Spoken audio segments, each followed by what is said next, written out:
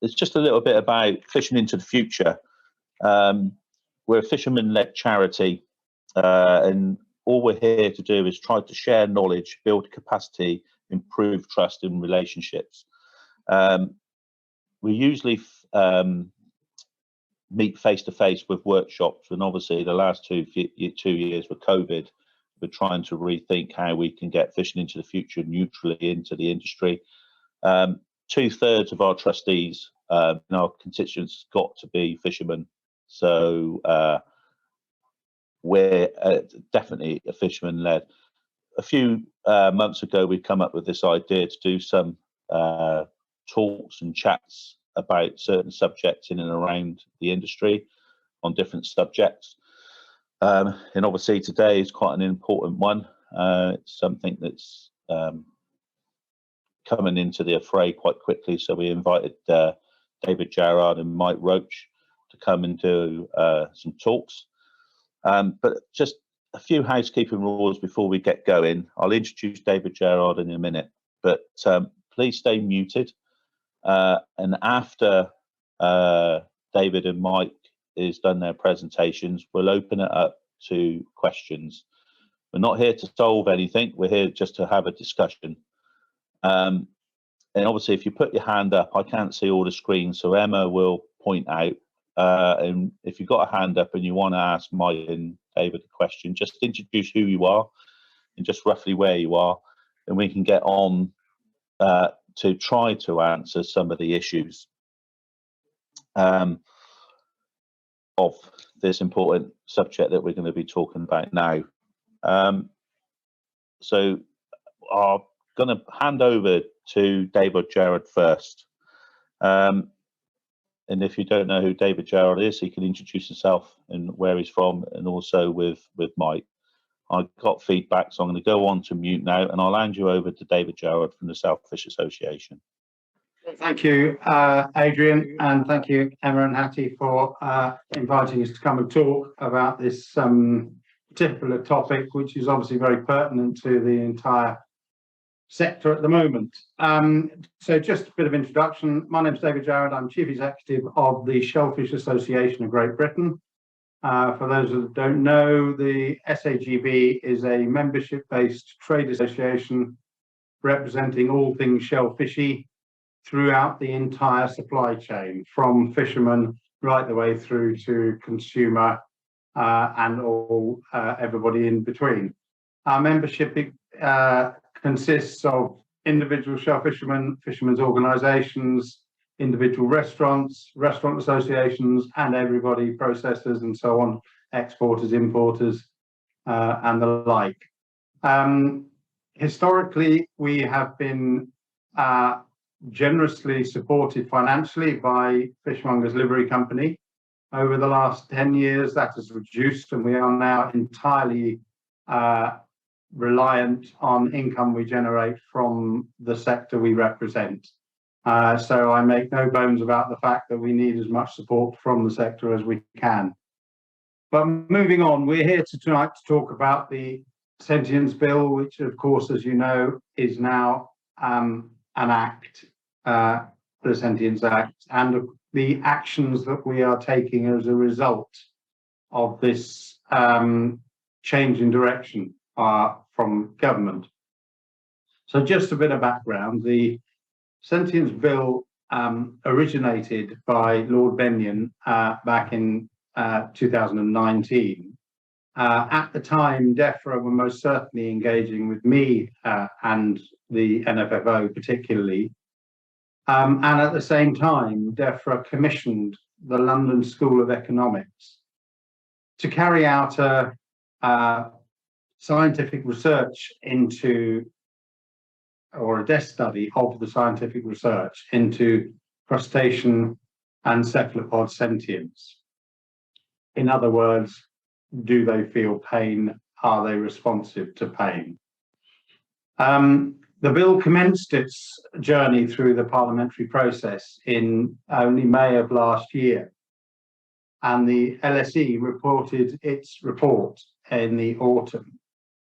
And as we probably know, it concluded that crustacea are indeed sentient. FRA, for the purposes of the bill at that stage, agreed and confirmed that, in their view, crustacea and cephalopods are sentient beings, and therefore they are included as animals in the bill. The bill concluded its journey through the parliamentary process, and in early 2022, it concluded its journey and received royal assent in April. However, all the Act does, in effect, apart from recognising that cephalopods and crustacea are animals, all it does is it creates a committee, the Animal Sentience Committee. Members of that committee are currently in the process of being appointed. Closing date from the public appointments was indeed yesterday. And I believe it's going to be within sort of 6 to 8 weeks when we know who is going to be on that committee. The committee will report on existing legislation throughout the UK and how it impacts on animal welfare, and any possible future legislation. So, just to quote from the bill itself, the Sentience Committee may produce a report containing its views as to whether and to what extent the government is having or has had all due regard to the ways in which their policy may have an adverse effect on the welfare of animals as sentient beings. The report may also contain recommendations as to the steps that the committee feels the government should take for the purposes. So in essence, they have to write a report on particular pieces of legislation and how that legislation impacts on the welfare of the crustacean. Once they've issued that report goes to the Secretary of State, who then has to A, publish it, and B, lay a response to Parliament within a period of 3 months as to their actions, as to his actions. So in essence, he has to have due regard to the committee's report, but he also takes in other factors into account.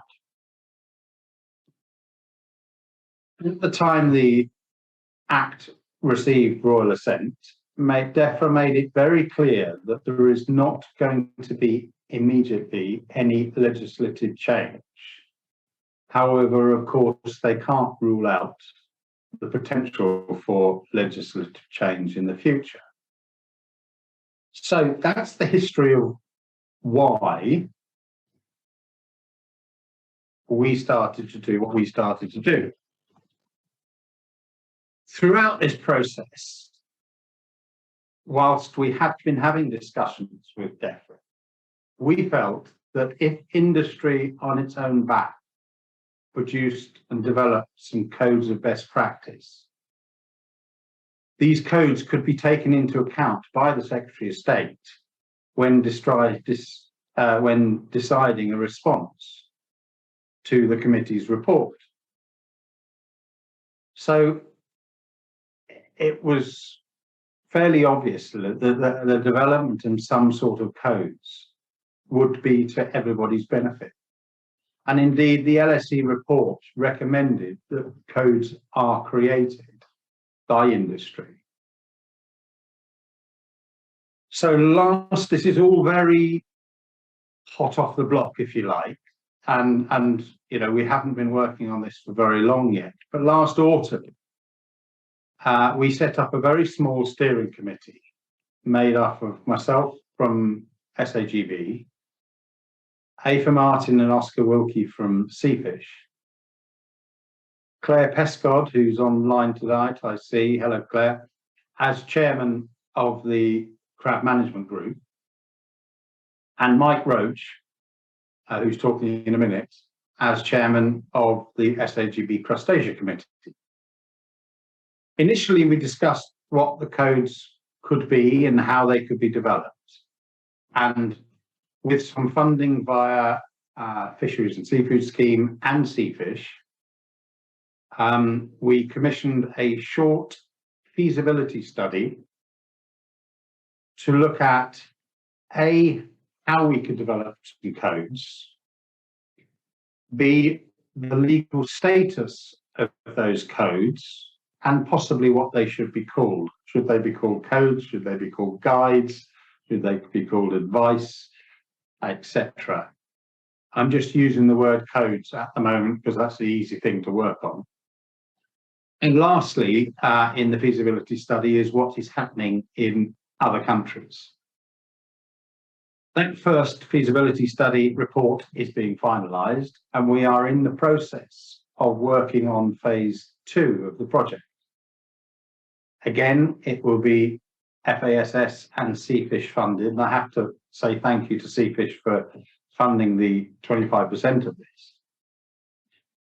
So the holistic idea, we believe, is to have and create codes for the entire supply chain to follow.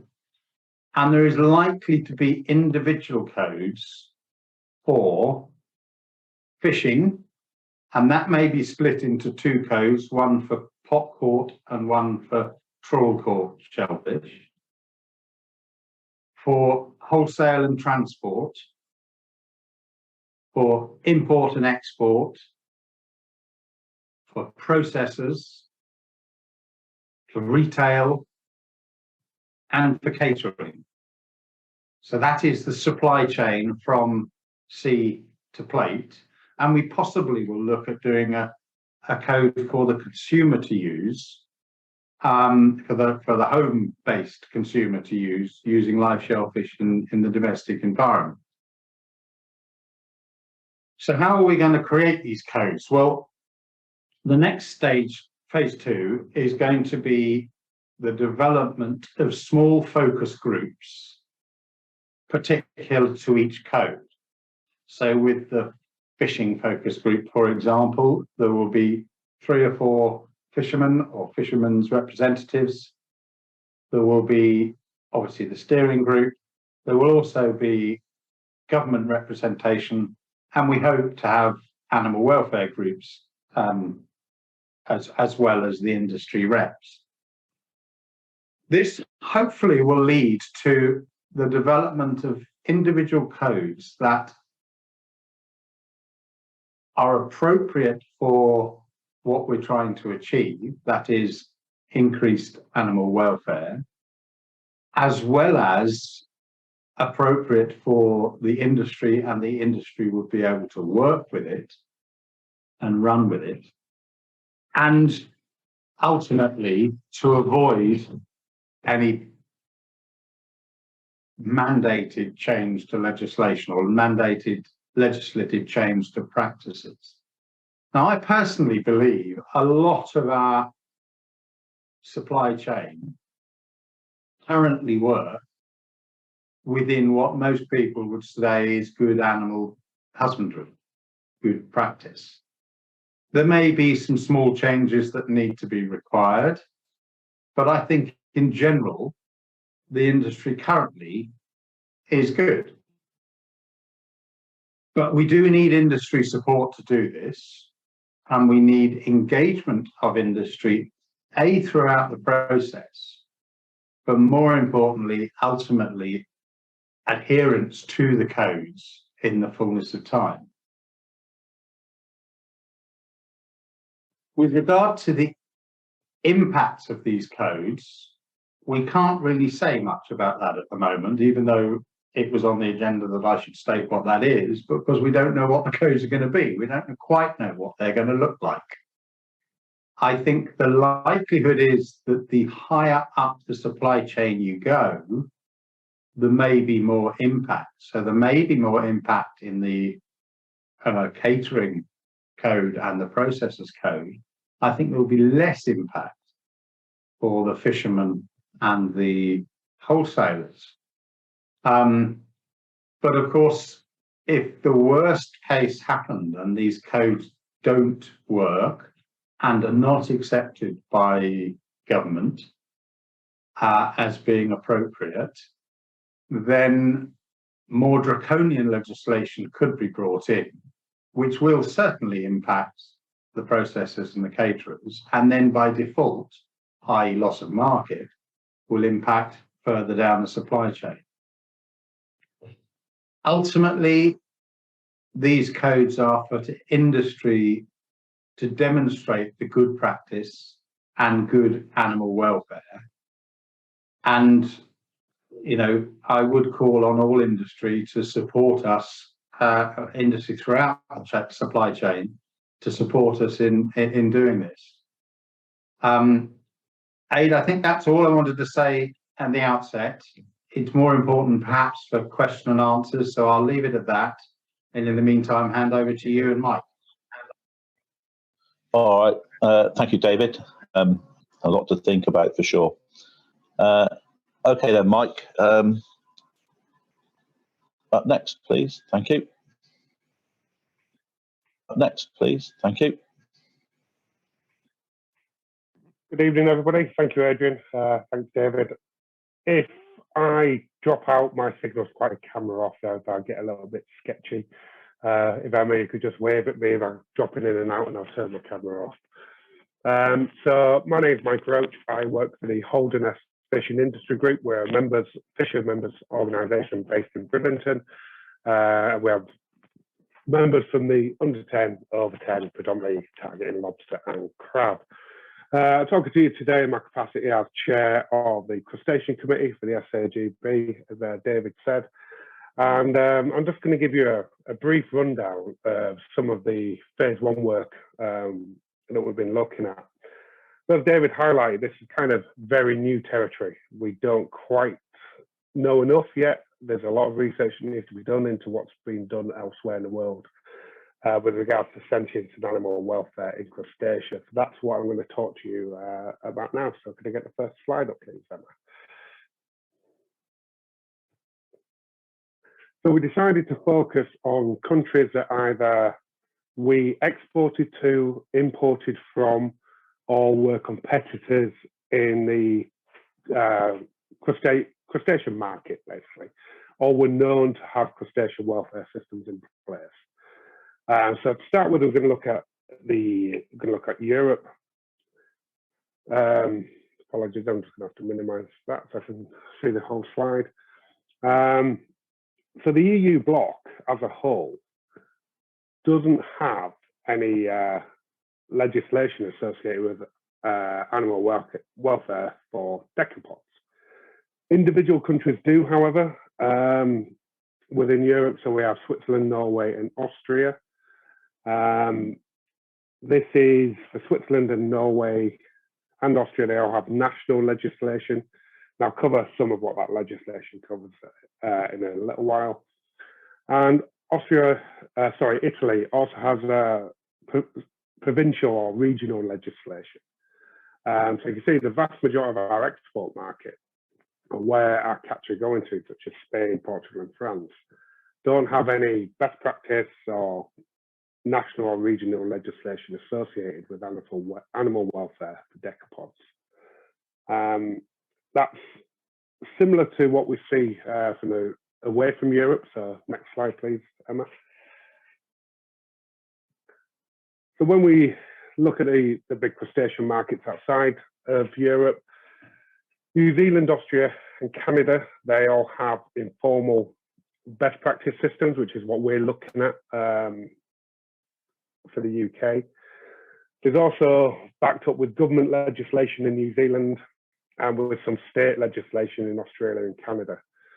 But what's really interesting, certainly with the, as David mentioned, the American lobster import market, they don't have any systems in place for animal welfare for decapods, and neither does China.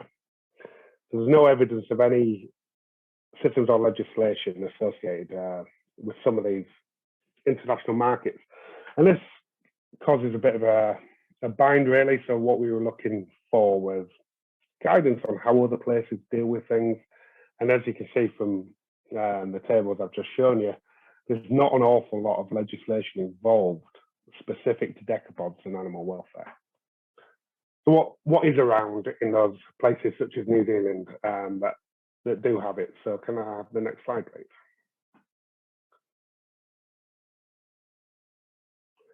So this is a summary table. Once the report is finalised, this will be more accessible.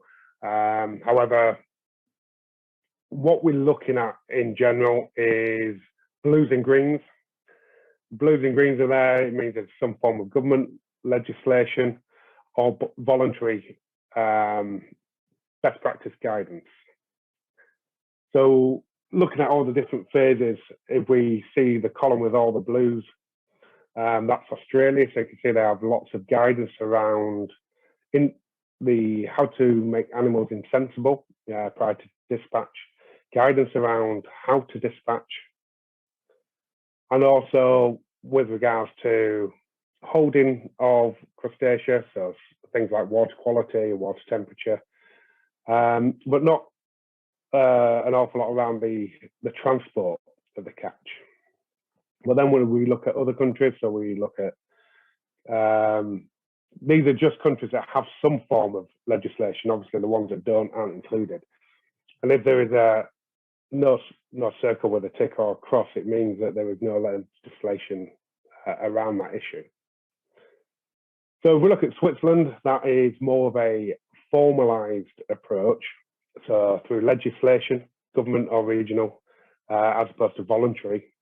And that's where Green Ticks Act covers lots of bases, but the red crosses is practices that have been forbidden by the government. So if we look at the dispatch section, so to split or to spike the nerve sensors is forbidden, whereas that's recommended in Australia. So you can see it's quite conflicted. And it's quite complicated when you look at what other countries are doing. So we were hoping this would offer some guidance as to what we should be looking at. However, we can see very quickly that there's no consistent advice from the countries that do have legislation, and those countries that have some form of legislation or voluntary practice is very limited. And all the best practices are not equal. There are consistent themes that run throughout the guidance, especially concerning dispatch.